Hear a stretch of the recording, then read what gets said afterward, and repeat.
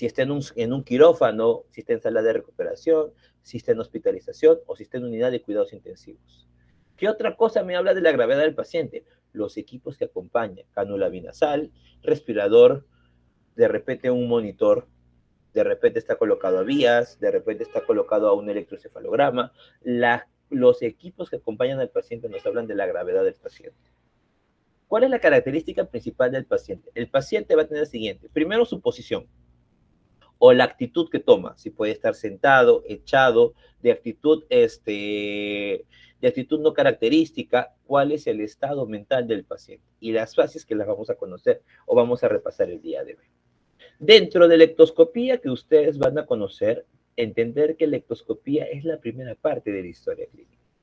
La historia clínica del paciente puede estar dada por varias características. Primero, la anamnesis, que es conocer al paciente. Es un interrogatorio al paciente o sus familiares para conocer al paciente. Y luego viene el examen físico, que el examen físico puede ser que ni siquiera hayamos hecho la anamnesis del paciente, pero en el examen físico nosotros vamos a palpar al paciente. Vamos a tratar de conocer al paciente. Vamos a tratar que con nuestros 5 sentidos podamos nosotros dar un diagnóstico presuntivo. Pero cuando nosotros interrogamos al paciente, cuando nosotros literalmente interrogamos al paciente, nos vamos a dar cuenta de que la historia clínica puede ser directa. Si nosotros le preguntamos directamente al paciente, puede ser indirecta. Si nosotros preguntamos a algún familiar porque el paciente no nos puede responder, ¿en qué casos hacemos esto? ¿En qué casos es una historia clínica indirecta? Cuando el paciente está en estado de coma o cuando los niños son menores de edad y no pueden hablar por sí mismos. O realizamos nosotros una historia clínica mixta, una entrevista mixta, porque estamos combinando lo directo y lo indirecto. Para esto nosotros tenemos que entender de que la empatía está basada en la relación médico-paciente. Esa es la empatía. Y la anamnesis está dada por la empatía que nosotros desarrollamos por los pacientes. Recordemos que es un vaivén de información. Tú preguntas, el paciente responde. El paciente pregunta, tú también le respondes. Por eso que la anamnesis está dada mediante la comunicación. Hay un emisor, hay un receptor. Pero puede alterarse esto, o sea, la relación se puede alterar, se puede romper la relación del emisor y del receptor. Claro, uno, si no comparten la misma lengua o el mismo idioma. Segundo, si el paciente de repente, el emisor no tiene interés en preguntar o el emisor no tiene el mismo idioma que el paciente. Segundo, el receptor. Simplemente es cuando el receptor no presta atención a lo que el emisor le está preguntando. ¿Se dan cuenta? Se puede ir alterando. Ahora, dentro de la enfermedad actual del paciente, recordemos que lo más importante, la enfermedad actual es la parte más importante del interrogatorio, porque es la que te va a llevar al motivo por el cual el paciente está viniendo a tu consulta. Normalmente nosotros como médicos tenemos que orientar el examen físico, tenemos que hacerlo preferencial, porque ahora, ustedes que recién están comenzando, se van a dar cuenta de que nosotros como médicos, tenemos que atender a los pacientes de la manera muy interactiva y respetando los espacios del paciente. La gran pregunta es, ¿cuánto tiempo nos demoramos para evaluar un paciente? En postita, los que van a posta se han dado cuenta de que muchas veces los chicos que atienden a los pacientes en 30 minutos, 40 minutos, 45 minutos o 1 hora con el paciente, porque le damos énfasis. Ahora no. Imagínense mi persona. Yo como médico, yo entro a trabajar a las 7 de la mañana y mi turno va hasta la 1 de la tarde. Yo hago 6 horas de atención, de las cuales mis 4 primeras horas son asistenciales para atender pacientes y luego las 2 horas, desde las 11 de la mañana hasta la 1 de la tarde, es administrativa porque tengo que llenar FUAs, rellenar historia clínica y todo. Ahora, desde las 7 de la mañana hasta las 11 de la mañana son 4 horas. En 4 horas yo tengo que atender aproximadamente 20 pacientes. Si ustedes sacan la cuenta, significa que yo me estoy demorando 10 minutos por paciente, máximo 12 minutos por paciente. Dentro de esos 12 minutos yo tengo que preguntarle al paciente qué siente, qué le duele, qué otros síntomas tiene, qué enfermedades anteriores tiene, subirlo a la camilla, palpar al paciente, examinar lo que tiene el paciente, ponerme a pensar cuál es su diagnóstico presuntivo, después de hacer el diagnóstico presuntivo, pensar cuál es la terapéutica que le voy a dar y armar la receta para que se vaya. Todo eso lo debo hacer en 10 minutos. Entonces la gran pregunta es, doctor, ¿usted cuando hace eso evalúa todos los sistemas? Sistema piel y faneras, o cabeza, orofaringe, tórax y pulmones, cardiovascular, abdomen, geniturinario, soma y sistema nervioso central. ¿Usted evalúa todos los sistemas? Pues no, muchachos. Yo no evalúo todos los sistemas. Es por eso que acá nosotros como médicos, ¿qué es lo que hacemos? Nosotros como médicos, ¿qué es lo que hacemos? Orientamos al examen físico y tratamos de hacerlo preferencial. ¿Qué significa preferencial? Que yo me aboco al sistema que viene o que se viene quejando el paciente. ¿Sí? Entonces, si yo voy a hacer eso, entonces lo que yo tengo que hacer es lo siguiente, simplemente dedicarme a evaluar lo que el paciente tiene como molestia. Por eso que es recomendable que muchas veces cuando tú estás con tu paciente y solamente tienes 10 minutos para atender, primero dejar que el paciente, que hable el paciente. Y luego nosotros orientar el interrogatorio. Ah, ya señora, pero realmente ¿qué le molesta a usted? Ah, señora, ok, pero entonces, ¿qué es lo que realmente usted, cuál es el motivo de su visita? Por eso que yo cada vez que recibo a un paciente, siempre digo lo siguiente, señora Juanita, buenos días. ¿Cómo está? ¿En qué la puedo ayudar el día de hoy? ¿Cuál es la molestia que la trae? ¿En qué podemos apoyarla? O sea, y el paciente se va dedicando a contar exactamente lo que le molesta por el motivo que le ha traído. No le digas que el paciente hable todo, porque los abuelitos, la gran mayoría quieren ser escuchados. ¿Y qué es lo que hacen los abuelitos? Te van a dar o te van a hacer entender lo siguiente, que te van a contar toda su vida. Por eso que ustedes tienen que interaccionar con su paciente, hacer que el paciente se sienta contento, el paciente se sienta cómodo y te pueda contar a ti. Porque seamos sinceros, si el paciente confía en el médico, le va a contar todo. Y si le cuenta todo, el médico va a poder dar un correcto diagnóstico. Y si da un correcto diagnóstico, puede armar una buena terapéutica. Y si da una buena terapéutica, el paciente se va a recuperar. ¿Me entienden? Entonces, ¿qué pasa si el paciente no se sincera con nosotros? No vas a dar un correcto diagnóstico, le vas a dar algo errado. Y en base a un mal diagnóstico, le vas a dar otro tipo de tratamiento, que al final de cuentas no termina mejorando el cuadro del paciente. Todo parte de que el paciente tiene que sentirse cómodo contigo, contento. Durante el interrogatorio, nosotros debemos evitar utilizar respuestas implícitas. ¿Ok? No hagamos preguntas con respuestas implícitas. Porque ¿cómo se te ocurre preguntarle a un paciente que viene al hospital, señora, ¿le duele? ¿Cómo no le va a doler? ¿Por qué crees que está viniendo? No está viniendo al hospital solamente para ver qué de nuevo hay o quién está de turno o ver la cara bonita del doctor. No es cierto, eso no va a ser. Entonces el paciente ya viene con un problema, ya viene por... Y la gran mayoría, ¿cuál es ese problema? El dolor. El dolor. Entonces, ustedes lo que van a hacer es lo siguiente, van a tratar de desarrollar la enfermedad actual, conocer al paciente. Por ese mismo, ustedes van a verse cuenta de que tienen que hacer una parte cronológica y tienen que preguntarle al paciente siempre, señora, ¿desde cuándo se siente mal? El signo y el síntoma más antiguo me va a dar el tiempo de la enfermedad. Ahora preguntarle, señora, ¿cómo inició la enfermedad? ¿Fue muy rápido? ¿Ha ido de manera progresiva? O sea, si ha sido brusco o insidioso. Y por último, el curso de la enfermedad. Si la enfermedad aparece cada cierto tiempo, es estacionaria, es progresiva porque con el paso de los días se va agravando el cuadro, o es intermitente. ¿Qué significa intermitente? Que aparece y desaparece.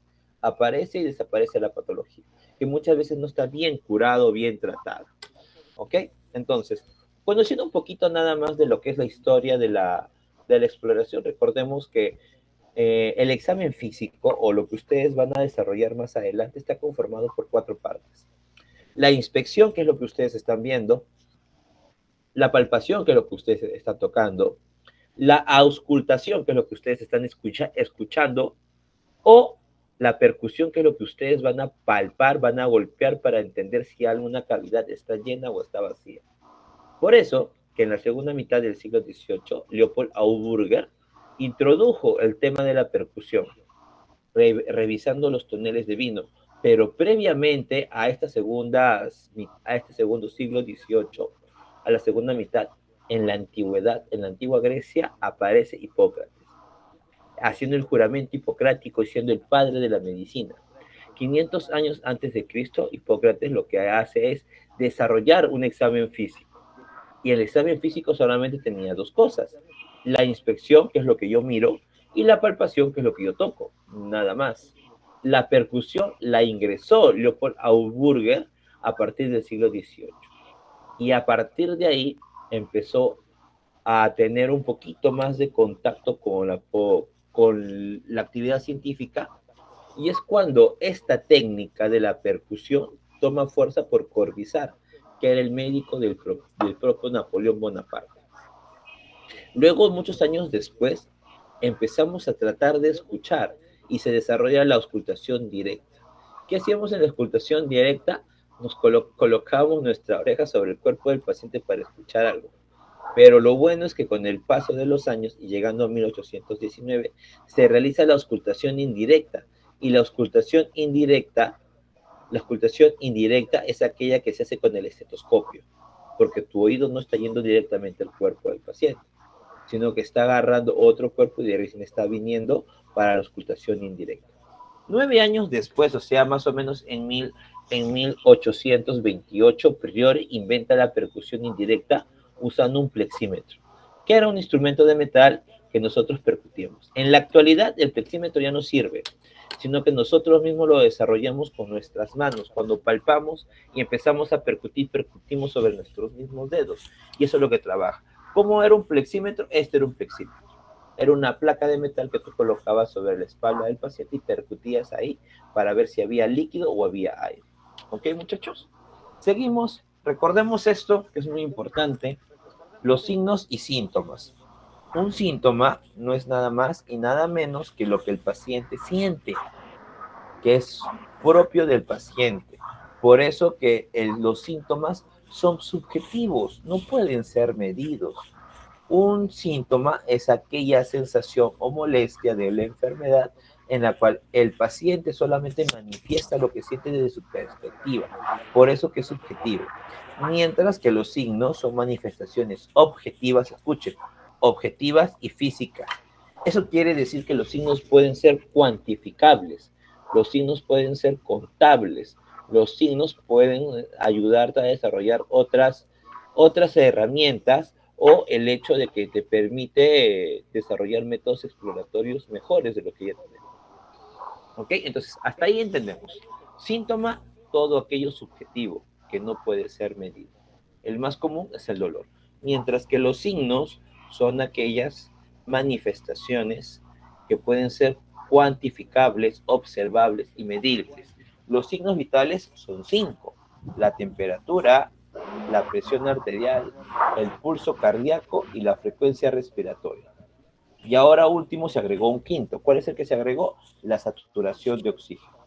En base a eso ya nos damos cuenta de lo que es un signo, lo que es un síntoma. El signo sí es todo lo que podemos medir nosotros. ¿Ok? Seguimos. ¿Qué cosa? Este es un gran concepto que muchos de ustedes a veces lo confunden o lo combinaron. La enfermedad y el síndrome. La enfermedad es el conjunto de signos y síntomas que van a evolucionar, escuchen, que evolucionen en un mismo tiempo. Mientras que el síndrome es una agrupación de signos y síntomas que pueden tener diferentes causas. Por ejemplo, un síndrome febril no es una enfermedad febril, es un síndrome febril, porque muchas personas pueden tener diferentes motivos para acercarse a alguien o algo y buscar esto. O sea, el síndrome es una agrupación de signos y síntomas de diferentes causas. Por ejemplo, el síndrome febril. En un síndrome febril, ¿cuáles son las causas para tener fiebre? Puede ser una infección bacteriana, una infección viral, una micótica, una neoplásica. El cáncer puede generar fiebre, sí puede generar fiebre. O un golpe de calor o una alteración hormonal. Esos pueden generar de que aumente la temperatura en el cuerpo, lo que definimos nosotros como un síndrome febril. Mientras que la enfermedad, como ya les dije, es en un mismo tiempo, pero que comparten o tienen la misma etiología única, comparten ese mismo concepto de etiología o cosa única en un mismo tiempo. Ahora, el estado de gravedad del paciente siempre va a estar dado por el examen corporal general. El examen general, también llamado es apreciación general. ¿Qué cosa está formado por el estado, el estado general del paciente? Uno, su mismo estado general, el estado de hidratación, el estado de nutrición y su estado de salud mental. Nosotros, por eso, cuando nosotros siempre hagamos una historia clínica y tratemos de evaluar clínicamente a un paciente, siempre vamos a decir que el paciente no está en buen estado general, tampoco está en regular estado general o en mal estado general. Siempre vamos a utilizar la palabra aparente. ¿Por qué utilizamos la palabra aparente? Porque te va a salvar de problemas legales más adelante. Porque sabemos bien, es cierto, de que por aparente, porque puede entrar con un cuadro el paciente y con el paso de las horas puede irse complicando. Y si se complica, lo que está pasando es que, uno, el paciente presentó un cuadro al inicio y un cuadro al final. Imagínate, tú le colocaste paciente en regular estado general. Ok, está en regular estado general. No le pasa nada. Y a las 2 horas tu paciente entra en paro. ¿Qué pasó? Te dicen, doctor, doctora, ¿qué pasó? Si usted me dijo que el paciente estaba bien, ¿cómo es que el paciente va a entrar en paro? Por eso que tú utilizas la palabra, no, doctor, yo no dije que estaba en regular estado general, dije que estaba en aparente regular estado general.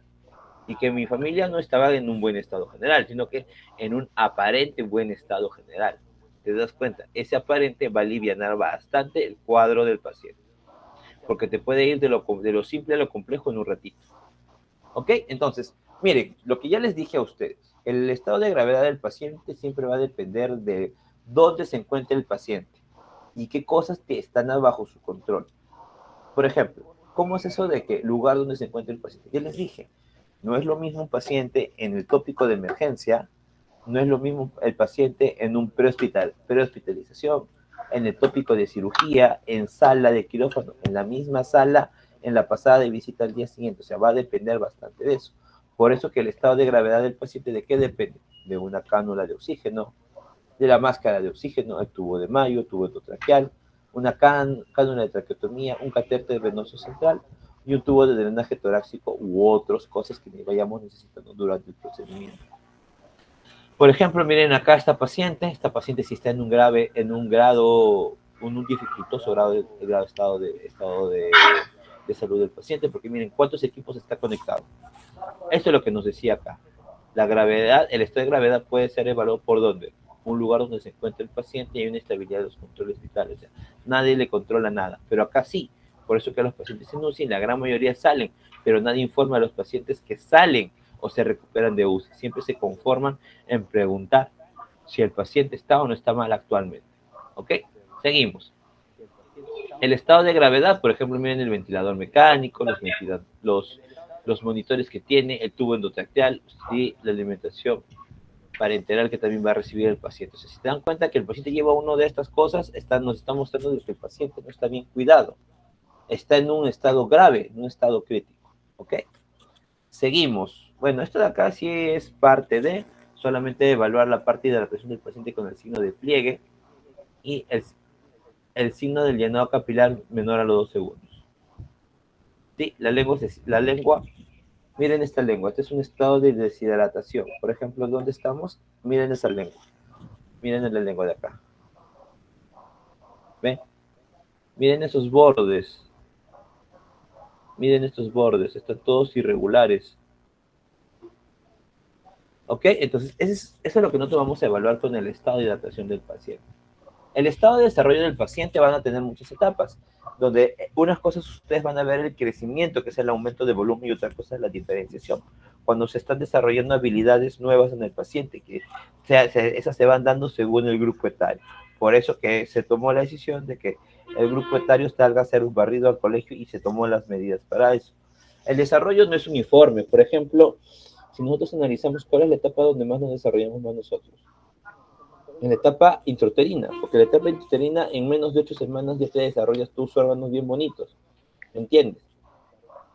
Ese es el tiempo de crecimiento más rápido que tenemos. En 9 meses se desarrolla muy rápido la formación de nuevos. El recién nacido puede ser el hecho de que uno, su crecimiento va a depender de qué cosa, de lo que le corresponde según por meses. Que a los 4 meses el niño debe sentarse, no que a los 6 meses, no que me dicen que él debe lactar hasta máximo el año y medio. No, hay algunas que lactan desde los primeros días de su paciente. Si se dan cuenta, todo eso va a ir variando en el recién nacido. Luego tenemos nuestra primera infancia, que va desde los 2 años hasta los 2 años y medio, la etapa preescolar hasta los 6 años, la etapa escolar desde los 6 hasta los 14, la pubertad de los 14 a los 15 solamente es una pequeña etapa, y la adolescencia de 15 a 20. Ok, entonces, un ratito, estamos viendo por otro lado.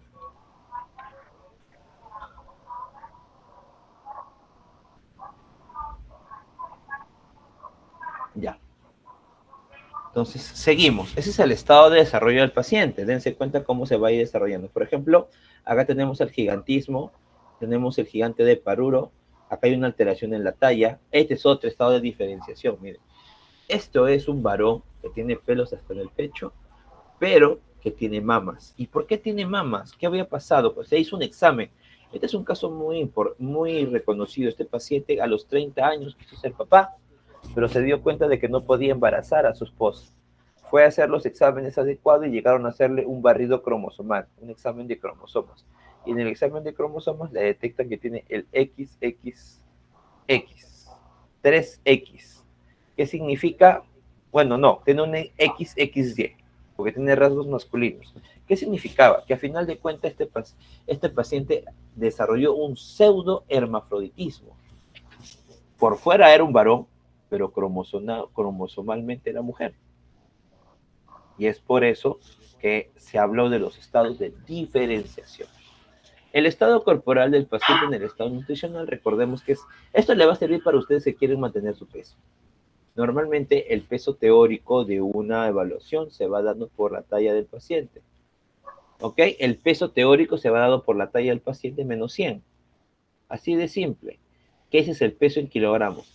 Y nosotros, ¿a qué debemos aspirar? A lo que nos salga de esa talla, nos gane más menos 2 kilos por el hecho de que se puede decir. Eso quiere decir que si yo mido 1,55 m, yo debería tener desde 53 hasta 57 kilos, más menos 2. Por ejemplo, acá están los índices de masa corporal. Recordemos lo siguiente, los puntos de corte van de 5 a 5. De 18.5 hasta 24.9, antes de cruzarme con un médico, lo que tú haces es simplemente pones tus puntos de corte. Una persona normal como cada uno de ustedes tiene que tener un índice de masa corporal de 18.5 hasta 24.9. Y aunque no crean, muchachos, doctor, eso me voy a dedicar a hacer yo en el cerebro. Sí, porque te van a encargar a hacer, por ejemplo, daños no transmisibles yo de los pacientes, y tengo que ver quiénes tienen obesidad, quiénes tienen grado 1, grado 2, grado 3. ¿Entiendes? En pocas palabras, siempre el índice de masa corporal nos va a ayudar a tener una proyección más o menos de lo que nosotros deberíamos evaluar. Recordemos un paciente normal, un paciente con sobrepeso.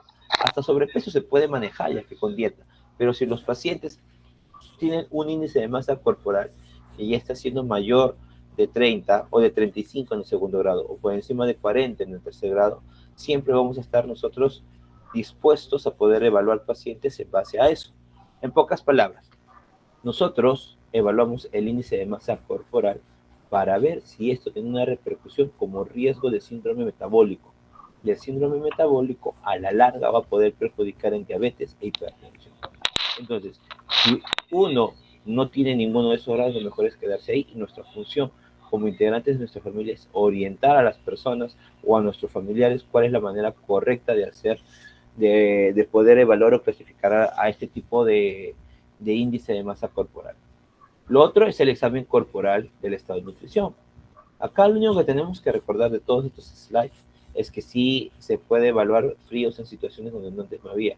Por lo tanto, algo que casi le pasó a uno de mis pacientes es que empezó a presentar un déficit de más de un 15% de desnutrición, y lo que arremetió fue que lo tuvimos que hacerle una referencia para mandarlo al hospital, y lo que hicimos ahí nosotros fue que le den hidratación. Con hidratación, ahorita el abuelito ya está hablando. Él ya se recuerda dónde está, ya su grado no ha sido mayor, por eso que tampoco le hemos dado mayor importancia. ¿Qué más nosotros vamos a evaluar nosotros en la ictoscopía del paciente? Vamos a evaluar si el paciente está de pie, está sentado de cúbito, y en posición de cúbito vamos a ver si el paciente está activo o está pasivo. Dependiendo de la posición de cúbito, podemos hablar de un activo voluntario, optativo, indiferente, preferente o obligatorio. Mientras que si el paciente está en un decúbito pasivo, no nos va a mover muchas cosas importantes. Por eso vamos a aprender las posiciones. Posición de pie, posición sentado. Y por último vamos a ver la actitud, la postura y la posición de algunas cuantas cosas. Los decúbitos activos pueden ser dorsal, ventral y lateral. Esos son los decúbitos. Ahorita vamos a pedir un poquito de las cosas para poder ir mejorando las posiciones del paciente. Recuérdate que nosotros, si vemos a un pacientito que tiene mucho tiempo de no ser evaluado, no ser visitado, nosotros vamos a tratar de ver en qué posición se encuentra, porque al paciente que está mucho tiempo postrado en cama hay que irlo cambiando cada 2 horas. Por eso es que es importante que nosotros nos pongamos a pensar en qué posición dejamos al paciente. ¿Ok? Decúbito dorsal, ¿ok? Decúbito ventral mirando hacia abajo, decúbito lateral que puede ser de derecha a izquierda, y esto sí es algo muy importante que me gustaría contarles a ustedes, la posición antálgica. Una posición, no sé si ustedes cuando han estado tanto muy pequeños, unidos por el centro de Lima, por alguna calle, ya han visto a los pacientitos que literal están con todo el cuerpo encorvado, que no lo pueden, ¿sí? Lo que pasa es que cuando nosotros tenemos un malestar o tenemos un dolor, nuestro cuerpo se va a ir acomodando, se va a ir ubicando de una manera en la cual no lesionemos o compensemos un lado del otro. Por eso que nosotros vamos a tener una posición antálgica, ¿ok? Seguimos. ¿Dónde estás? Acá está. Entonces, para esto nosotros, esto me acuerdo muy, yo me acuerdo desde Presa Marcos, en la universidad no lo llevé, pero recuerdo que por Presa Marcos nos enseñaban, en el curso de psicología nos enseñaban las posturas o las actitudes de las personas, porque me acuerdo que hasta llegábamos a hablar de los conceptos galénicos que nos hablaban de los fluidos, la bilis amarilla, la bilis negra, todas esas cosas que teníamos en mente. Entonces, el paciente leptosómico es un paciente con un tipo morfológico en el cual no quiere hacer o está muy, pero muy delgadito, y generalmente siempre este delgadito está caracterizado por lo triste. Está el paciente atlético, está el paciente pícnico, que es generalmente el gordito, y el displásico. Así que lo vamos a ver, miren. Este es el paciente leptosómico. ¿Ve? Delgadito. No tiene mucho donde sacar. ¿Ok? Ese es el paciente atlético. Lo que hace, se ponen a estudiar, se ponen a practicar y tienen un tipo atlético, ¿sí? Y el pícnico, que siempre le colocan como el gordito bonachón, pero aparte de eso tenemos el paciente del displásico. Miren esas alteraciones musculares, esas rodillas, esos tobillos, él ni siquiera puede caminar correctamente, ¿sí? Es un paciente displásico. ¿Quién es un paciente displásico? Que es un paciente displásico es aquel que no es ni asténico, ni atlético, ni pícnico.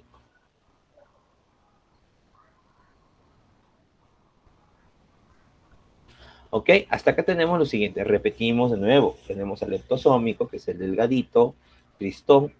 El atlético, que es el que está bien formado. Y tenemos al pícnico, que es el gordito bonachón, que siempre te va a dar un consejo o algo.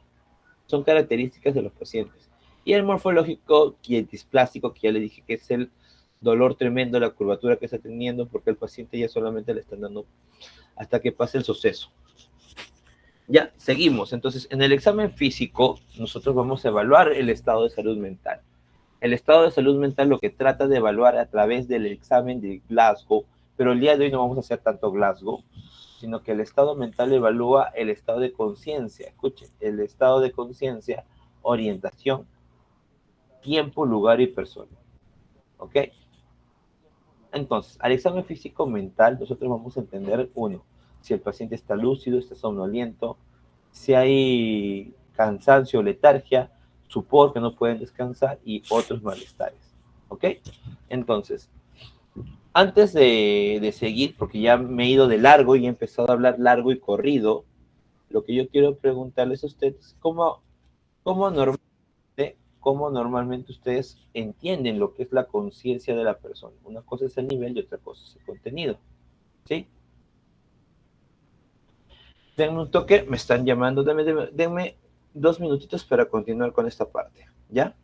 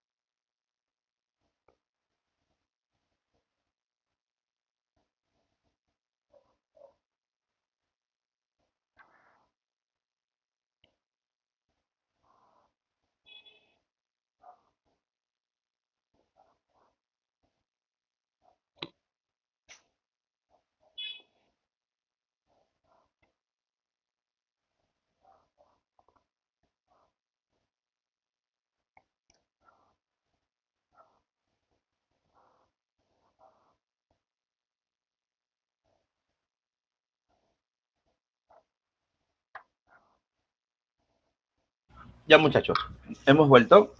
Estamos haciendo un repaso rapidísimo recordar que el nivel de la conciencia podemos evaluarlo desde dos partes. Uno es lo que es el nivel de conciencia y otro es el contenido de la conciencia. Chicos, de repente toda la información que le estoy dando el día de hoy está siendo muy abrupta, mucha información, pero hay cosas que yo quiero que sí o sí se lleven. Por ejemplo, esto de acá sí se lo tienen que llevar. Memorícenme eso. El nivel de conciencia va a evaluar cómo es la respuesta de la persona hacia un estado de coma. Mientras que el contenido de la conciencia lo que va a hacer es evaluar qué cosa, si el paciente reconoce o no. Por eso que en el contenido de de la, del paciente, nosotros vamos a evaluar si el paciente reconoce su persona, el tiempo y el espacio. Doctor, eso me suena a la estructura que le llaman LOTEP, lúcido, orientado en tiempo, espacio y persona. Es eso, muy muchachos. Vamos a ver si el paciente primero está lúcido. Acá está, mira. Si está lúcido o alerta. Si está lúcido o alerta. Y si está orientado en tiempo, espacio y persona. Pero doctor, no entiendo qué cosa es la parte de lúcido, alerta, obnubilación y confusión. Lo vamos a hacer. Vamos a desglosarlo un poquito más. Normalmente un paciente está lúcido o alerta cuando está pendiente de su alrededor. Pero imaginemos que tenemos un paciente que está entrando en un cuadro de desconocerse o desconectarse de la realidad. Primero vamos a ver si el paciente está obnubilado. ¿Cómo es el paciente obnubilado? Primero que está somnoliento e irritable, siempre se molesta, la gran mayoría está distraído y su respuesta mental está disminuida. Por eso se dice que es bradisíquico, responde muy poco. Luego vamos a hablar de dos conceptos muy parecidos, confusión y delirio.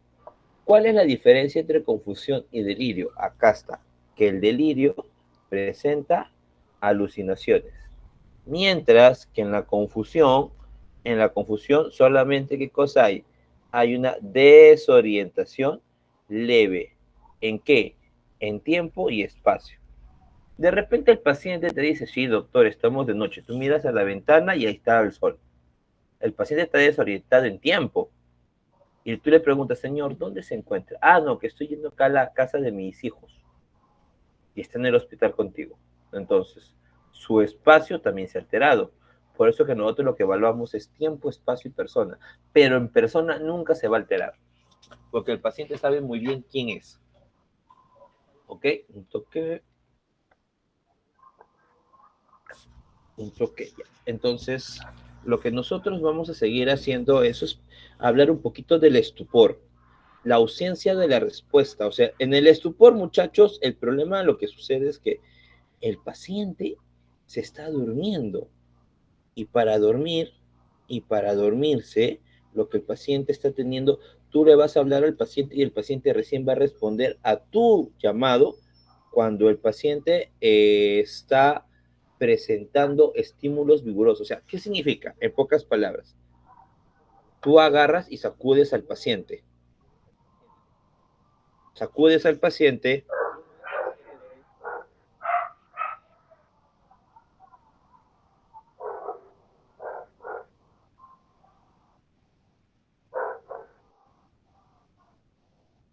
un ratito, denme un toque.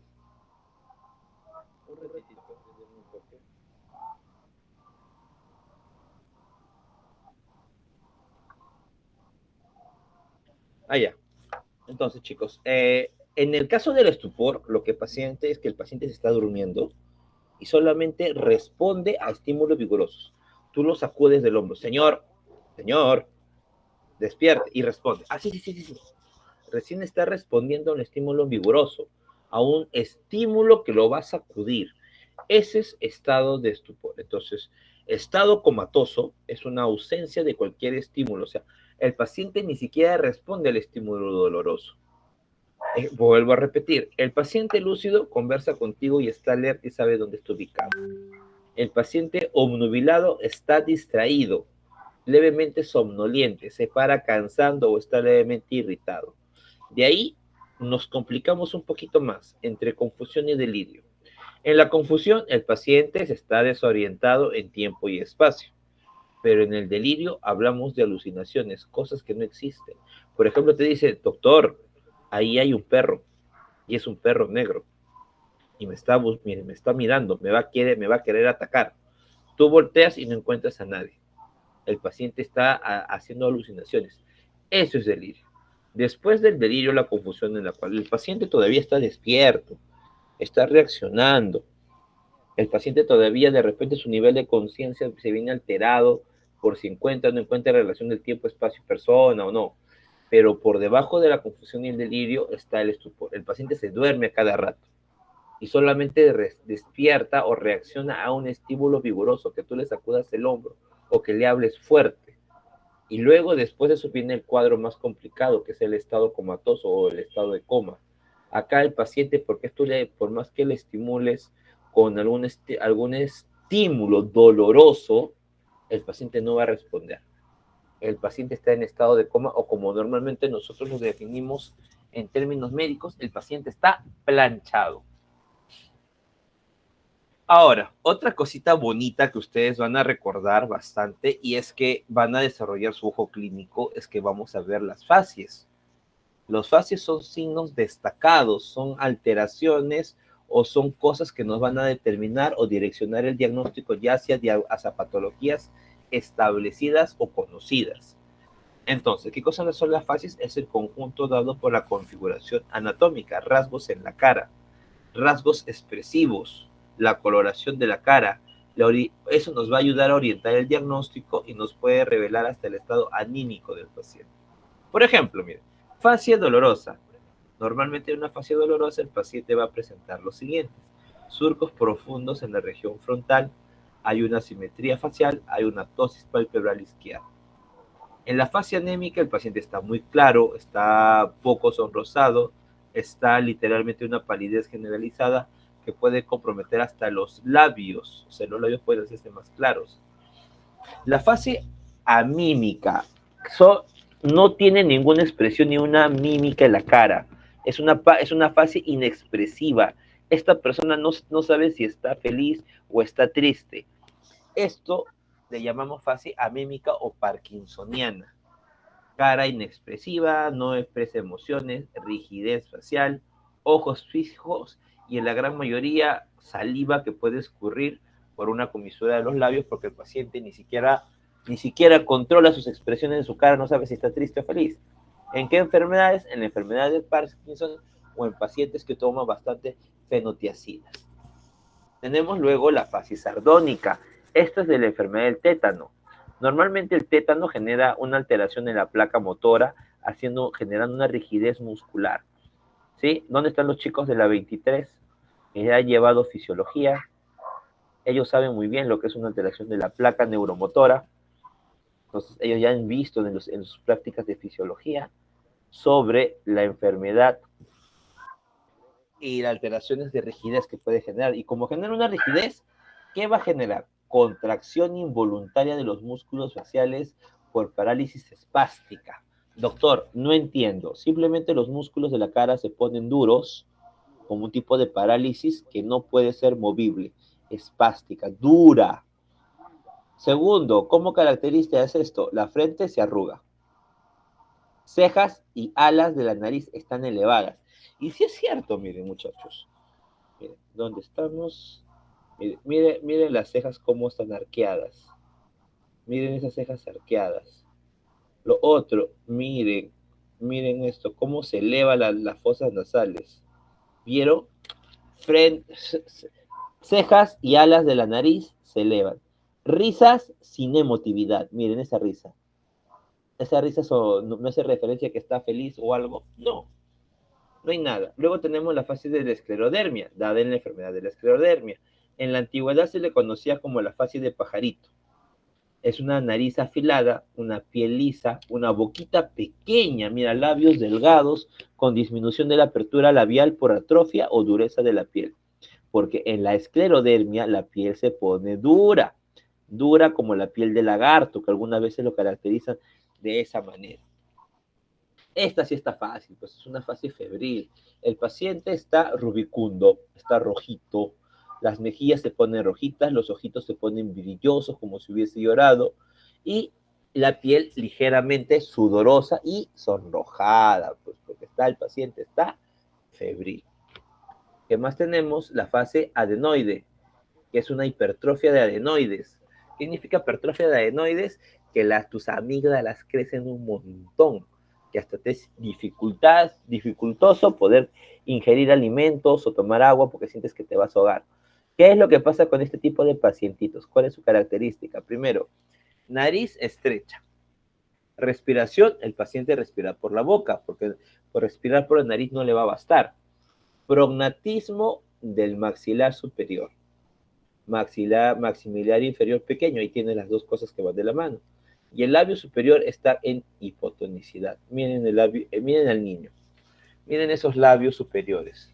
Te das cuenta de que no hace mucho esfuerzo, no tiene ni siquiera movimiento ni nada.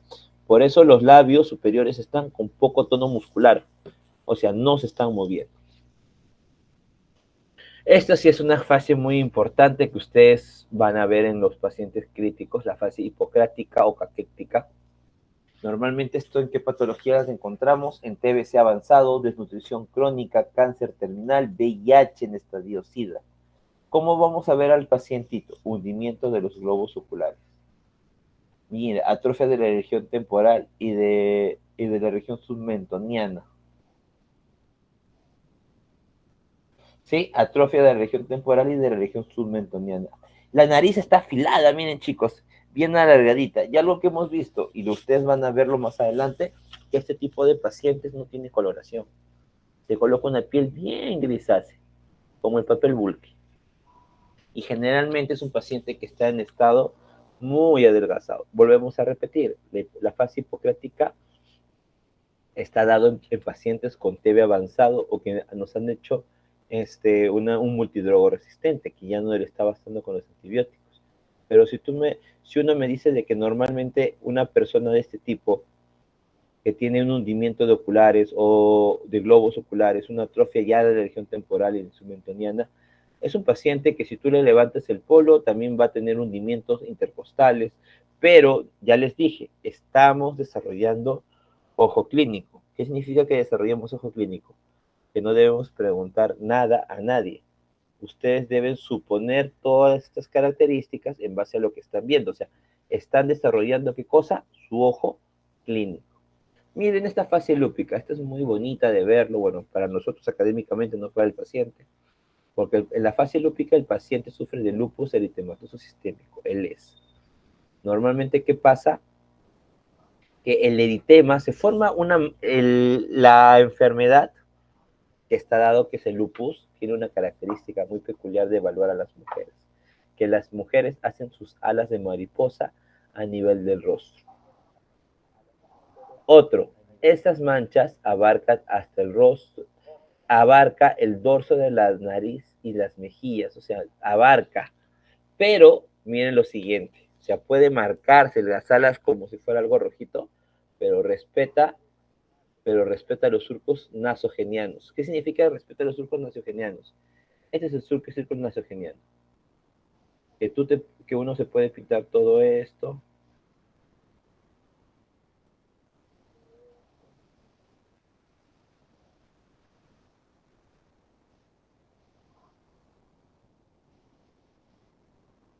Sí, seguimos.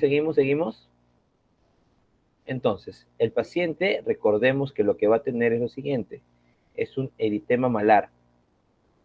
Miren esto, se va a formar como si fuera una mariposa. Por eso que le llaman las alas de mariposa. A ver, vamos a borrar un poquito para que lo vean más bonito.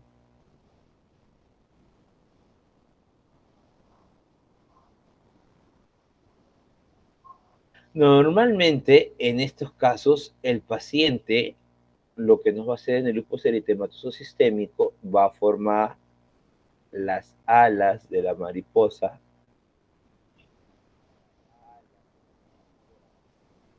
¿Ok? Forma esto. Miren lo que agarra. Agarra el dorso de la nariz, agarra las mejillas y por último, del surco nasogeniano no agarra nada para abajo. Tenemos, aparte del lupus, tenemos la estenosis mitral. Acá, Sandrita, no sé si acá estás presente todavía. Miren, esa es la cara del doctor Chávez, el encargado de cardiología del Hospital Daniel Alcides Carrió. Se parece bastante.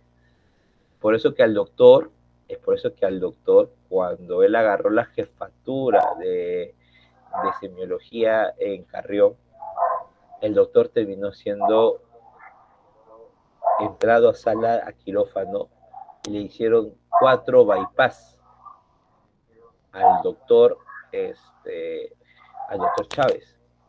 ¿Pero por qué, doctor?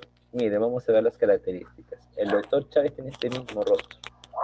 Tiene una mirada perpleja, tiene ojos exorbitados, o sea, normalmente no están sobresalidos, la mirada está perdida, pero lo más característico es que el paciente tiene la frente pálida, pero las mejillas son rosadas. Hay una palidez global, hay una cianosis perivocal y hay una eritrosis malar, lo que ya hemos visto hace un rato. En el paciente con fascia mitral o estenosis mitral, uno debe preparar las cosas para este tipo de paciente porque sí o sí tiene una enfermedad cardiovascular de fondo. ¿Ok? Seguimos.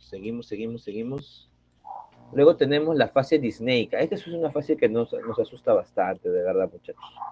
Esta es la fase de disnea. ¿Qué cosa es la disnea? Es la sensación de ahogo o la falta de tratamiento.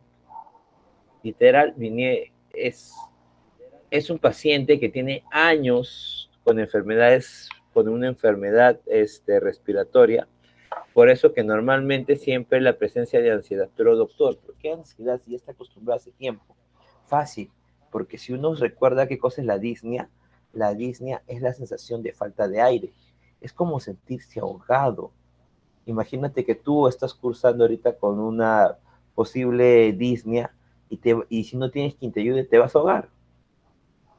Por eso que se encontró los donativos con se encontró algunas cosas peculiares para evaluar al paciente en estas situaciones. Por ejemplo, la cianosis peribucal. Un paciente con una disnea no llega el oxígeno. Y al no llegar el oxígeno, las, las, Normalmente al paciente acá, como les digo, va a haber la sensación de ansiedad porque se va a sentir que se ahoga. Este paciente satura de 91, 92 máximo, ya no satura más. Hay una cianosis peribucal y los lóbulos auriculares normalmente ya nos van a presentar palidez. Este paciente que está con enfermedad obstructiva crónica, en la gran mayoría, ya te hace una boca abierta y una expiración bucal porque siente que le falta aire por todos los lados. ¿Ok? Entonces, eso es una fase dismédica. Labios azulados, una cianosis a nivel también de las partes más distales, aunque no crean, esto de acá no estamos preguntando a nadie, solamente lo estamos viendo, pero pacientitos que nos hacen cianosis peribucal y cianosis de dedos, los más chiquititos, los más bebitos, muchas veces como no llega el oxígeno adecuadamente, hacen una cianosis a nivel de los deditos. Ya. Seguimos, y esta sí, pues esta acá no se pueden equivocar, ¿no? Es una fase ictérica, es un paciente con tinte amarillo, un tinte ictérico, normalmente la piel y la conjuntiva ocular, pero hay alguien que no que no, que su evaluación física puede tumbarse toda la hepatitis aguda. ¿Cuál es? Es la evaluación del tejido del tinte característico amarillento, pero acá hay algo que hablar, muchachos, sobre la ictericia. Hay una pseudo-ictericia en nuestra vida cotidiana para las personas que consumen bastante frutos amarillos, por ejemplo, piña, zapallo. Esos pacientes nos van a hacer una pseudo-ictericia, van a pintar todo de amarillo, pero hay algo que no me van a pintar de amarillo. ¿Qué cosa es? El hecho de que se evalúa al paciente revisando el tejido sublingual. Si el paciente está en un amarillo intermedio, tú le dices que abra la boca, que saque la lengua y que la levante y ves por debajo rosadito, entonces el paciente aún tiene oxigenación. ¿Ok? El paciente con hepatitis aguda tiene el tinte ictérico, la conjuntiva ocular y te les dijo, lo más severo es que la conjuntiva oral debajo de la lengua, el tejido sublingual, ese es el que se va a teñir. Entonces, también lo otro que vamos a ver es que el paciente tiene una expresión animada. A veces está con ganas de ayudar al tratamiento, a veces se queja de la vida, o a veces ni siquiera quiere responder a nadie y se pone en plan de coma. No existe para nadie más. Puede ser inexpresivo, normalmente sus ojos siempre están semicerrados y la boca siempre semiabierta, cosas que ya nos han pasado a lo largo de las evaluaciones de los pacientes. Esta es otra característica muy peculiar. Le llaman fase cuscinoide, cortinsoniana o de luna llena. Es un paciente con la carita redonda. Nos has hecho un paciente con síndrome de Cushing. ¿Y cuál es lo característico que tú le vas a ver? Primero, hirsutismo. Doctor, pero si su casa está a 2 cuadras, ¿cómo tú no lo vas a ver? Entonces, pacientes, ¿por qué lo digo de las 2 cuadras? Porque pacientes que te van a venir y van a decir, ¿está gordito? No, no está gordito el paciente. Paciente que tú tienes que hacerle evaluación. ¿Por qué les comento esto? Porque actualmente yo tengo una pacientita que vive así a 3 cuadras de mi centro de establecimiento y hace un mes me presentó un cuadro alérgico, o sea, me vino con todas las ronchas. Y la paciente, en vez de venir y ponerse a medicar por mi persona o controles, empezó a tomar la dexametasona 2 a 3 veces al día junto con la clorfenamina. Pero el exceso de dexametasona, que es un corticoide, hizo de que la paciente en uno de los controles que vino, me vino con una cara completamente ronda. Y yo dije, ¿qué me has hecho? Me has hecho un síndrome de Cushing con tu cuerpo, le digo, porque mira, estas características son típicas: hirsutismo, mejillas abultadas y pletóricas, cara de luna llena, la presencia de acné y los depósitos anormales de grasa. Y lo que acá estoy viendo en las imágenes, ¿qué cosa es? Esas estrías, pero no blancas, sino son estrías rosaditas. Las estrías blancas son solamente por estiramiento. Normalmente las mamitas, cuando dan a luz y han tenido un bebé grande y ha llevado una barrigota grande, cuando el bebé nace, ellas se quedan con todo el tejido sin regresar. Y este tipo de características son las que nos van a dar a entender cuando un paciente tiene o no tiene un síndrome de Cushing. ¿Ok? Entonces, vamos a hablar de hirsutismo, mejillas abultadas, depósitos anormales de grasa. Las madrecitas que les digo de gestación, cuando la gestación es una barriga muy grande, nos desarrollan estrías, pero son estrías nacaradas. ¿Qué significa? Que son blancas. Mientras que el paciente con Cushing va a empezar a engordar, va a hacer sus estrías, pero nos hace estrías rosadas.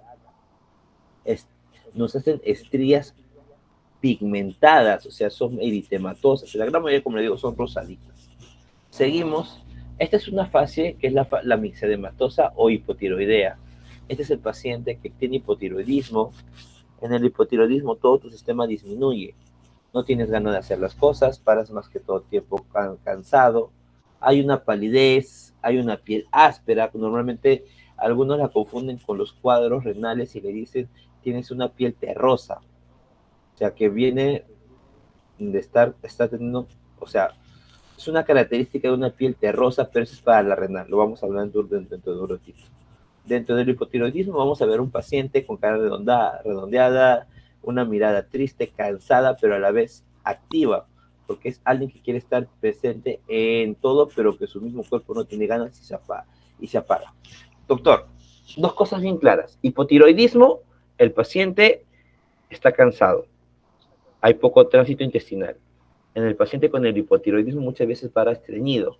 Paciente con hipertiroidismo, que lo vamos a ver a continuación. En el hipotiroideo, la mirada expresiva, hay una retracción del párpado superior. Presentamos el signo de Greve. Este es el signo de Greve. Miren los ojos sobresalientes. Eso sí o sí te da el diagnóstico de un hipotiroidismo. El paciente presenta facies adelgazadas, delgaditas, pero bien redondas. Presenta nerviosismo, hay un tremor, que normalmente nosotros definimos como temblor. Hay una hiperquinesia. ¿Qué significa hiperquinesia? Que el paciente no puede estar tranquilo. Tiene que estar andando de un lado para otro. Por eso es la diferenciación. El hipotiroideo está cansado, apagado.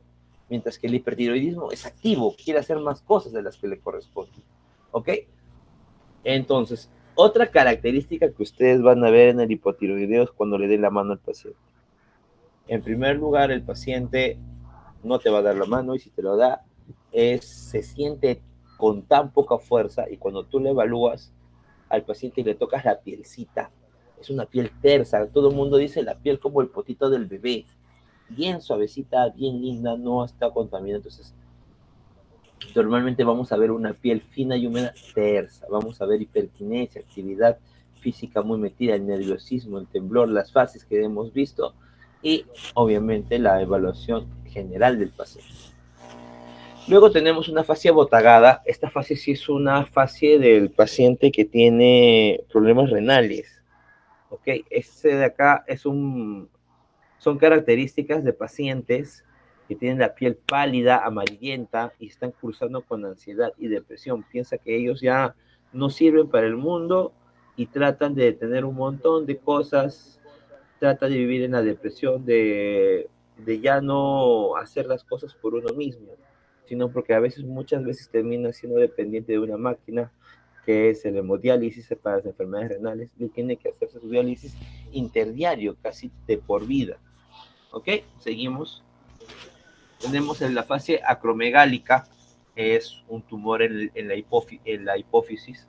Lo que va a hacer es que esta va a empezar a producir con gran cantidad, va a empezar a producir con gran cantidad unas hormonas que van a hacer de que el cuerpo se desarrolle con más ganas, pero para eso previamente tendrían que avisarnos quién es. Entonces, dentro de las fases acromegálicas vamos a ver que primero hay una deformidad en el crecimiento. La cara, la quijada se desarrolla más, la lengua del paciente crece más, por eso que hay una macroglosia, que es una lengua grande con un prognatismo. Y recordar también que este tipo de paciente tiene unos rebordes supraorbitarios prominentes. Miren, eso les voy a mostrar acá. ¿Dónde estás? Miren, es prominente, miren. Miren con la fascia nasal. ¿Te das cuenta? Bordes supraorbitarios prominentes. Y la fascia no sé, fascia grotesca. Antiguamente, en las épocas de 1800, inicios de 1900, los circos itinerarios que viajaban de un lado a otro, siempre te decía, teníamos tales cosas, por ejemplo, hombres como a ver, ¿cuál sería? El hombre más feo del mundo, es lo que dice, para aquellas personas que te presentaron la fase acromegálica. Miren esta fase es bonita, son angelitos, es la fase mongólica, carita redonda, epicanto en el ángulo interno de los ojos, ¿ok? Las orejas son pequeñas, y no solamente son pequeñas, sino que tienen implantación baja, que de repente se han mudado a otro lugar, y son pacientes que, o sea, dentro de los rasgos que ustedes van a ir viendo estos pacientes, recuérdense muy bien que el síndrome de Down está dado por una alteración de la trisomía del par. ¿Cuál es la trisomía? ¿Se acuerdan? El síndrome de Down. ¿Se acuerdan o no se acuerdan? ¿Trisomía de qué tipo es? Del par 21. Muy bien. Eso es desde pre. Entonces, el paciente es una alteración cromosómica. El paciente ya nace así. El paciente no se va a modificar desde el nacimiento. Por eso desde el nacimiento podemos definir. 1. Carita redondada, el epicante en el ángulo interno de los ojos, orejas pequeñas e implantación baja, nariz en silla de montar y macroglosia relativa. Algunos presentan lengua grande, algunos no. Eso de la nariz en silla de montar es esta forma, miren. Es esta forma, miren.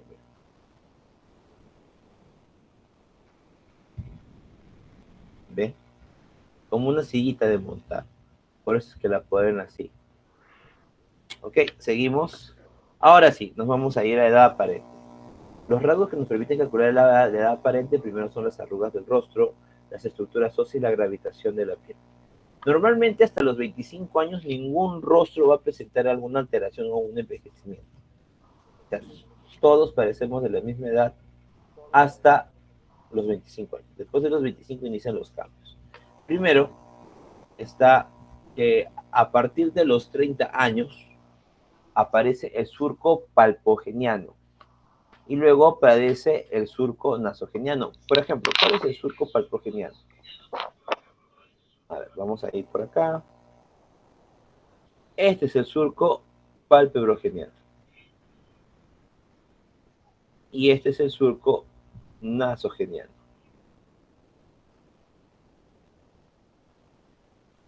¿Ven? Se dan cuenta. Eso es lo que nosotros vamos a ver. Siempre. Entonces, yo lo que hago es lo siguiente. 25 años, no hay ningún cambio. 30 años, ok. Si hay surco palprogeniano y hay surco nasogeniano, uno de ambos, entonces pagamos. Y entraron y se vieron. ¿Por qué digo de estas cosas? O sea, normalmente, chicos, ustedes cuando van a ver personas con 30 años, van a empezar a ver solamente rasgos característicos. Por ejemplo, lo que ustedes van a ver es que el surco palprogeniano aparece recién a partir de esta edad y el nasogeniano unos añitos después. Por ejemplo, este es algo característico que yo les digo como ejercicio y decimos, calcúlenle la edad a este paciente. Normalmente ustedes lo que hacen es evaluamos y nos damos cuenta, mira, hay surco palperogeniano y el surco nasogeniano. O sea, esta persona no tiene 25, sino tiene mayor de 30 años. ¿Qué es lo que tiene? 31 exactamente. ¿Ve? Acá también, mira, evaluamos y decimos, mira, hay surco, a ver, ratito.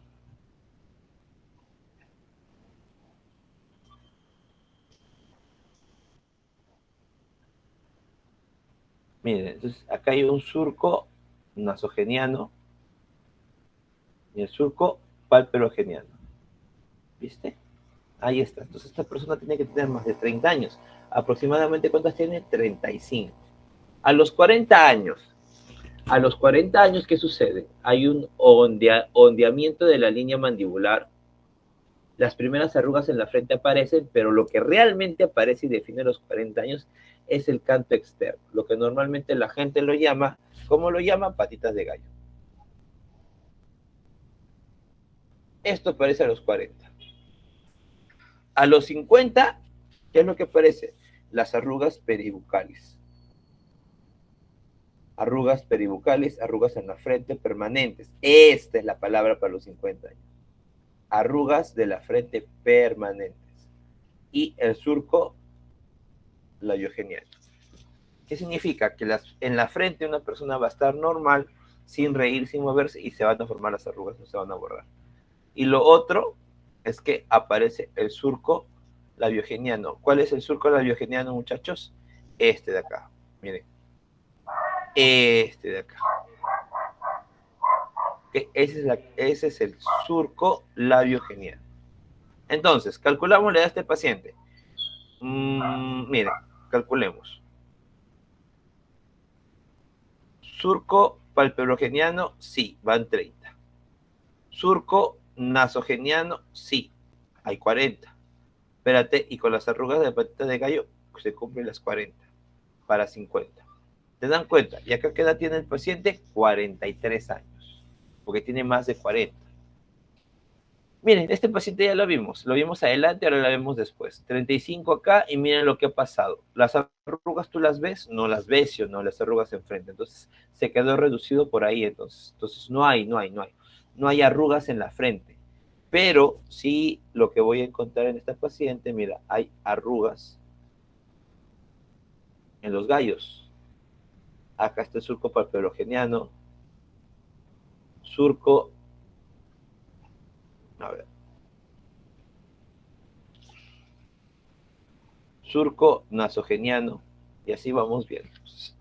Seguimos, acá la paciente tiene 45 años. Miren esta actriz, recontra conocida. 52 años porque las arrugas de la frente ya se hicieron rígidas. Acá las arrugas de la frente están rígidas, o sea, más de 50 van a tener sí o sí. Tenemos entonces acá 55 años aproximadamente. Acá, miren. Vayamos por partes. Revisemos. Surco palpebrogeniano, 30. Surco nasogeniano, 30. ¿Qué más tenemos? 40 años, canto externo, 40 años. 50. ¿Se mantienen fijas las arrugas de la frente? Sí. ¿Y qué más tenemos? A partir de los 60 años. A partir de los 60, acá está otro actor, vemos que la frente está rígida. Como la frente ya presenta arrugas que no se van a borrar, por encima de 50 años. ¿Ok? 55. Acá está con 59, casi 60. Y a la pregunta es, a partir de los 60, ¿cuál es la manera más didáctica de poder hacer o determinar la edad? Sencillo, ahora van a empezar a aparecer las banderitas del cuello, que se ubican en ambos lados del cuello. Y a los 70 años aparece la atrofia de la región temporal. Acá está la región temporal. Entonces, normalmente me dice lo siguiente, 60 años, bandeletas cutáneas del cuello. Pregunta, acá lo que yo estoy evaluando también va a ser otro fármaco. Por ejemplo, estas arrugas se van dando porque hay pacientes, como les digo, que van llegando por la edad, pero tenemos algo bien marcado, muchachos, que estoy colocando imágenes de artistas. Ellos tienden a colocarse Botox y con el Botox tienden a borrarme las arrugas de la frente. Doctor, pero entonces, ¿cómo haríamos para determinar estas edades entonces? Sencillo. Seguimos evaluando nosotros. Surco palpebrogeniano, 30. Canto externo, 40. Arrugas permanentes, 50. Entonces, en base a esto, lo que yo voy a evaluar ahora son las bandeletas. Miren, hay una bandeleta. ¿Viste? Entonces, acá cuánto hay? 60 años, porque hay una bandeleta. Una bandeleta va de los 60. Si fueran 70 años, dos bandeletas. Por ejemplo, acá, hacemos el ejercicio. Surco Palpebro-geniano. Surco nasogeniano van 2. ¿Qué más teníamos? 40 años, 40 años. En los 40, ¿qué evalúo? El canto externo. 50 años, ¿qué evalúo? Arrugas de la frente, permanentes y rígidas, levemente, listo. ¿Qué más tenemos? 50 años, las arrugas de la frente. 60 años.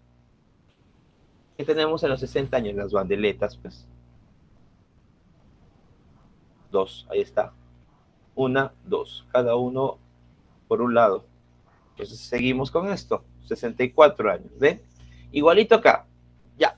Me voy de frente a los 50 años. Doctor, ¿por qué se va de frente a los 50 años? ¿Por qué viene la frente, pues?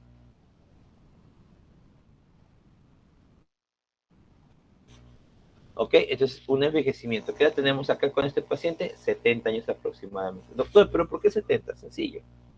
Miren, ya hay una atrofia del temporal. Segundo, 1, 2, 3. 60, 70 años de las personas bandileñas. Igualito acá, mire, acá ya hay atrofia.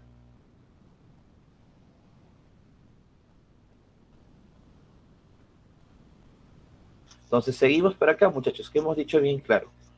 Vamos a hacer el ejercicio desde cero, ¿ok? Vamos a enseñarles a calcular el ejercicio desde cero. Entonces, si hacemos el ejercicio desde cero, lo que nosotros vamos a comenzar es 30 años. A ver, 30 años, ¿qué tenía que evaluar a los 30 años? Sencillo. El surco palpebrogeniano, el surco nasogeniano, acá están 30 años. 40 años, canto externo, 40 años. 50 años, arrugas en la frente permanente. Permanente. ¿Qué más tenía? 60 años.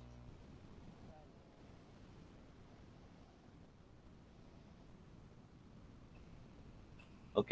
Ya hemos dicho 50 años acá y 60 años. ¿Qué vamos a ir con los 60 años? Las bandeletas. 1, 2, 60 años. Hasta una tercera, mira. Pero recordemos bien que por encima de los 70 años, ¿qué pasa acá? El área temporal empieza, ¿qué cosa? Empieza a perderse. Se forma el triángulo de la equimosis. Perdón, empezamos a presentar una atrofia en el temporal, que es esto de acá. Atrofia en el temporal, y eso ya me define con 70 años. ¿Qué edad tiene? 70 años exactamente. Albert Einstein. Esta es una foto que se tomó el año del fallecimiento. Hacemos el ejercicio. Surco palpebrogeniano, 30 años. Canto externo, 40 años. ¿Qué más tenemos? Arrugas en la frente permanentes, 50 años. ¿Qué más tenemos? 60 años. Ahora, 70, 60 años. Miren, ahí está. ¿Ok? Entonces, ¿qué edad tenía acá? 76 años aproximadamente. ¿Por qué? Porque también ya me presentó qué cosa. La atrofia del temporal. Esto sí lo coloqué como ejercicio en los grupos pasados para que ustedes puedan practicar. ¿Qué edad tiene cada uno de ellos? Nuestro primer paciente tiene 50 años. Porque miren, lo más resaltante es que las arrugas de la frente ya se están haciendo permanentes. 62 años, ya las agujas son permanentes porque se ha jalado, mira, miren el rostro, no necesariamente es el mismo rostro.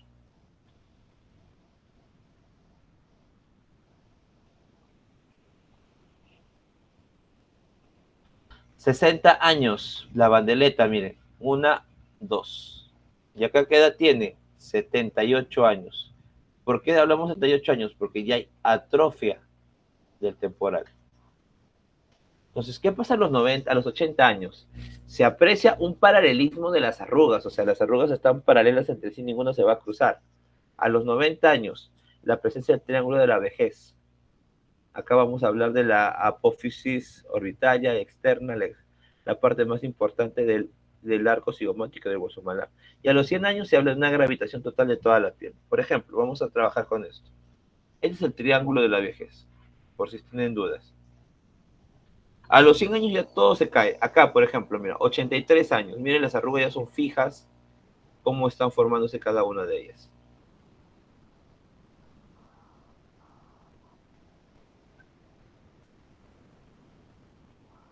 $83. Acá también, miren el paralelismo de la frente. 84 años. Acá está dos personajes muy importantes. María Reich, que es la descubridora de la línea de Nazca. Y acá está, si no me equivoco, el doctor Tolentino, que es médico a los 98 años. Bueno, no es médico, sino que sacó carrera universitaria a los 98 años. 95 años para la gente que estudia afuera y que viene muchas veces acá como científicos para trabajar con nosotros. María Reich no es peruana, pero dense cuenta que ella falleció allá por el año 97, 98, con 95 años, y esta es una de las fotos últimas que se tomó antes de eso. Es lo que miramos, la gravitación total de la piel, ya no controlaba muy bien algunas cosas, y lo que a mí me llama la atención es que a este tipo de pacientes, cuando llegan a cierta edad, pasada de los 80, 85 años, casi no parecen mayores. Miren el señor del costado. El señor que le digo que es el universitario más maduro de todos por las edades que tuvo, porque como le digo, sacó una carrera universitaria a los 98 años. Él lo que hace es, uno, calculando la edad, tenemos el surco nasogeniano, el surco palpebral, el que canto, el de la frente. O sea, uno tiene casi todo, lo único que tiene que ver es cuánto es la edad que puede tener el paciente. Y este doctor, que es de San Marcos, maestro de muchos de los que rotaron en el Hospital 2 de Mayo, es el doctor Jerry, que asistía al hospital hasta este año, hasta unos días antes de acabar las rotaciones. El doctor Jerry fallece. ¿A qué edad fallece el doctor? 105 años. Sí, muchos de nosotros ni siquiera va a llegar. Y uno calcula y dice, pero yo no lo veo al doctor con ese rojo. O sea, normalmente el doctor paraba en el 2 de mayo evaluando hasta que le llegó un momento pues, en el cual ya no podía seguir y ya era momento de que el doctor descanse. Pero si se dan cuenta, este doctor, con esta foto que acabo de colocar, nos rompe todo el esquema de qué edad tiene. El de la silla sí se ve un poquito mayor, pero para sus 105 años muy lúcido el doctor.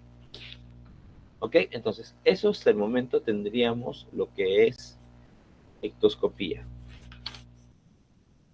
Sé que es una gran carga de todo, muchachos, es pesado, es tedioso, pero es momento de nivelarlos.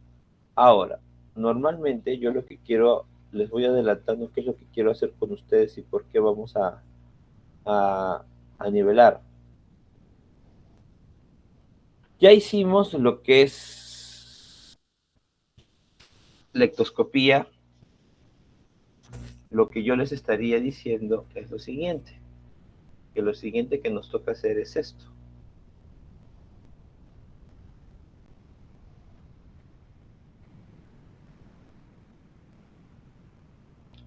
En el examen segmentario, ¿qué es lo que van a ver conmigo ustedes acá? Vamos a hablar del examen físico de sistemas. Estos se evalúan en 4 partes: inspección, palpación, percusión y auscultación. Y que obviamente en una emergencia nunca vamos a priorizar la evaluación de todos, nos priorizamos el sistema o el aparato que está más comprometido con los pacientitos.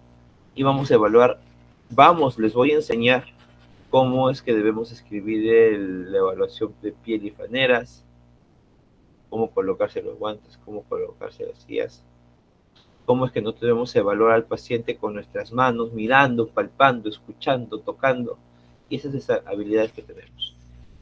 A ver, muchachos, estamos 2 horas acá, yo no los quiero saturar más, también hay que dejar un poquito para más adelante.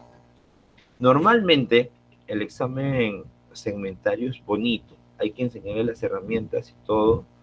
Yo a estas diapositivas que ustedes ven,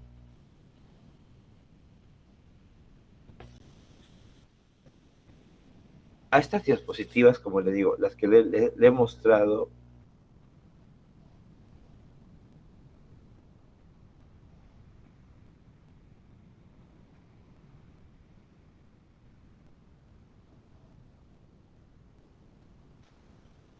a ver, normalmente cuando hagamos esto, y les voy haciendo un spoiler, vamos a ver todas estas características, qué pliegues vamos a ver, cómo vamos a evaluar los lunares, características de cada uno de ellos, cómo va.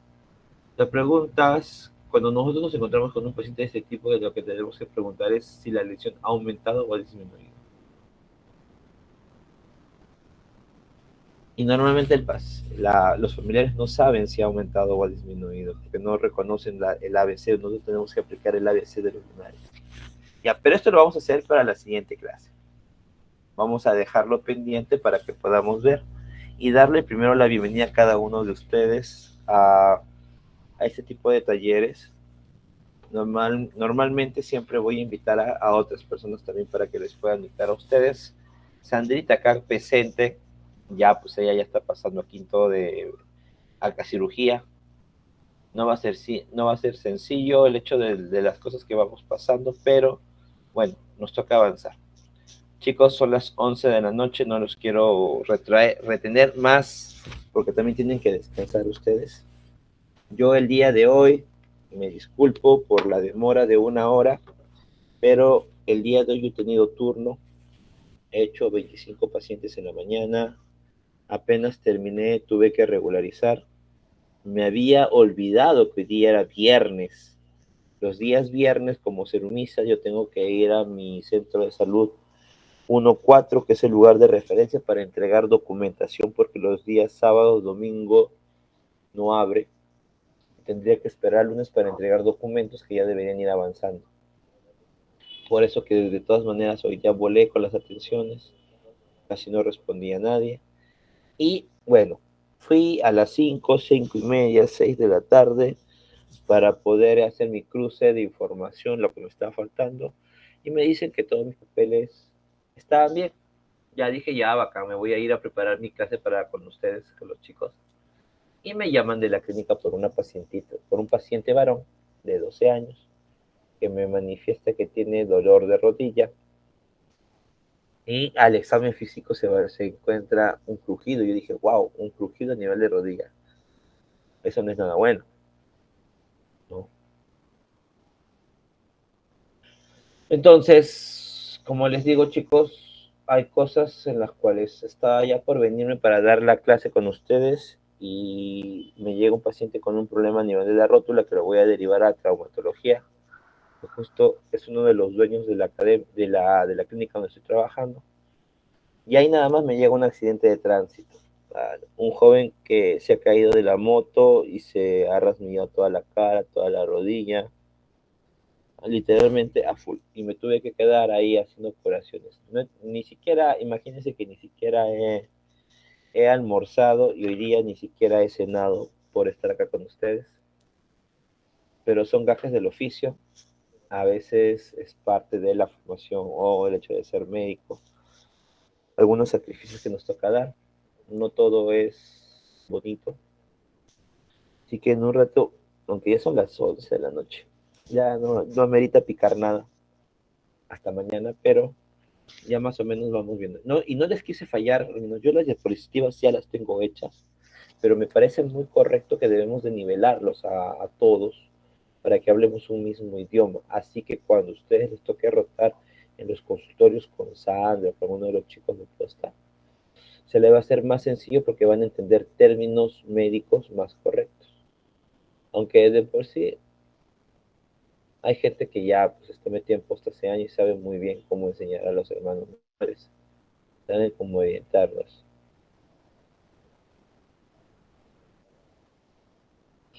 Ya chicos, entonces hasta el día de hoy es matado un poquito, pero he tratado de mostrarles un poquito de lo que es semiología. La semiología es una de las ramas de la medicina más hermosa, porque es la que nos va a abrir los ojos y vamos a desarrollar el ojo clínico, como han podido darse cuenta. Hemos visto fases características que solamente con leer o preguntar o mirar al paciente cómo entra o de un salido, se puede dar el diagnóstico presuntivo.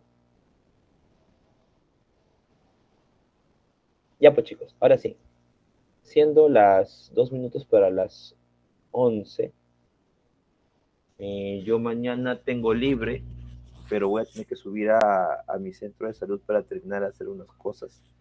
Yo soy el jefe de establecimiento y ahorita me están dejando sin personal. algo que ustedes cuando también sean servimistas, ustedes se van a encargar de manejar todo su establecimiento. Yo como médico jefe, me acaba de llegar una notificación en la cual me están diciendo que todo mi personal CAS no va a recibir adenda de contrato, ni de los 11 personales que somos solamente el serumista y 2 nombrados, y todos los demás 8 se estarían yendo dejando el establecimiento vacío. Por eso que hemos estado cabezón estos días y he bajado.